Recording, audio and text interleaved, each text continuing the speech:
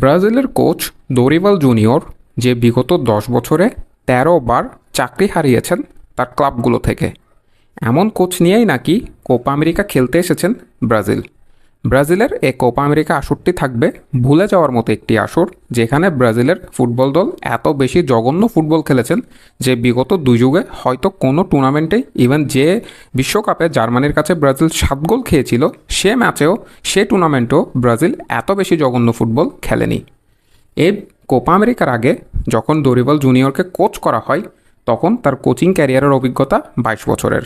22 বছরে তিনি 25টিরও বেশি ক্লাব বদলেছেন। ব্রাজিলের মূল লিগে তিনি কোচ হিসেবে কাজ করেন এবং বিগত 10 বছরে 13 বার তিনি হয়তো ক্লাব থেকে চলে গিয়েছেন কিংবা তার ক্লাব তাকে স্যাক করেছে, অর্থাৎ 13 বার চাকরি বদলেছেন দোরিভাল জুনিয়র। ব্রাজিলের কোচ তিতে ব্রাজিলকে বিশ্বকাপ জেতাতে না পারলেও তার আমলে কিন্তু ব্রাজিলের এত করুণ পরিণতি হয়নি। ব্রাজিল তিতের আমলে 2019 সালে ঘরের মাটিতে কোপা আমেরিকা শিরোপা জিতেছে, 2021 সালে আবারও কোপা আমেরিকা ফাইনাল খেলেছে। চমৎকার একটি দল ছিল ব্রাজিল, যেখানে তিতে সবসময় অভিজ্ঞ প্লেয়ারদেরকেই দাম দিত, যারা জাতীয় দলে ভালো খেলতো তাদেরকেই জাতীয় দলে রাখতো। অন্যদিকে দোরিভাল জুনিয়রের দল সিলেকশন দেখা যাচ্ছে সম্পূর্ণ ভিন্ন। যে প্লেয়ারগুলো বড় ক্লাবে খেলছে কিংবা বড় নাম, অর্থাৎ তাদের ক্লাবের হয়ে ভালো করছে, তাদেরকেই তিনি জাতীয় দলে ডেকে দেন। কিন্তু আসলে ফুটবল এভাবে কাজ করে না। ফুটবলে জাতীয় দলের কিছু প্লেয়ার থাকে যারা ক্লাবে যতই ফ্লপ করুক জাতীয় দলে এসে ঠিকই পারফর্ম করে।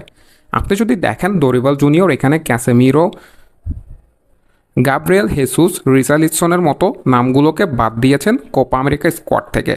অথচ ভিনিসিয়াস জুনিয়র, রদ্রিগোরা ক্লাবে যত ভালো পারফর্ম করেন জাতীয় দলে তারা তত ভালো পারফর্ম করেন না। অন্যদিকে রিচার্লিসন, গাব্রিয়েল হেসুসের গোল সংখ্যা, ভিনিসিয়াস জুনিয়র, রাপিনহা, রদ্রিগো এদের সকলের এক গোল সংখ্যার সমান তাদের একজনের গোল সংখ্যা।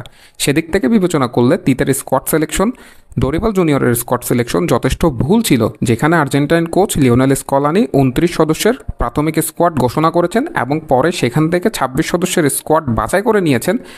সেক্ষেত্রে দোরিভালের ক্ষেত্রে আমরা দেখেছি সে অগ্রিম 23 সদস্যের স্কোয়াড ঘোষণা করে রেখেছেন, কোনো কিছু চিন্তাভাবনা করা ছাড়াই, সিনিয়র প্লেয়ারদেরকে ছাড়াই সে স্কোয়াড ঘোষণা করেছেন এবং যার কারণে ব্রাজিলের করুণ পরিণতি দেখতে হয়েছে। ব্রাজিলের মিডফিল্ডে কোনো কম্বিনেশন তিনি মেলাতে পারেননি, যেহেতু নেইমার জুনিয়র নেই, সেক্ষেত্রে ভিনিসিয়াস জুনিয়রদেরকে দিয়ে সে কী রোল প্লে করাতে পারেনি। দোরিভাল জুনিয়র তার ক্লাব ক্যারিয়ারে 596টি ম্যাচ খেলেছেন কোচ হিসেবে, যার মধ্যে তিনি 289টি জয় পেয়েছেন, অর্থাৎ তার জয়ের হার 47 ভাগ। তবে তার নামে একটি অভিযোগ আছে, তার নাকি ম্যানেজমেন্ট ভালো নয়, অর্থাৎ প্লেয়ারদের সাথে তিনি ভালো সম্পর্ক রক্ষা করতে পারেন না।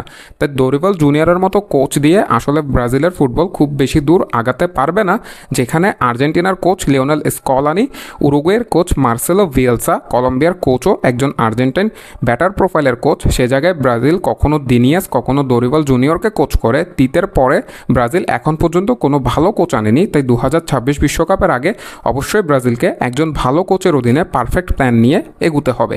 মাহের আহমেদ মাহি, এমএস টিংবার্স।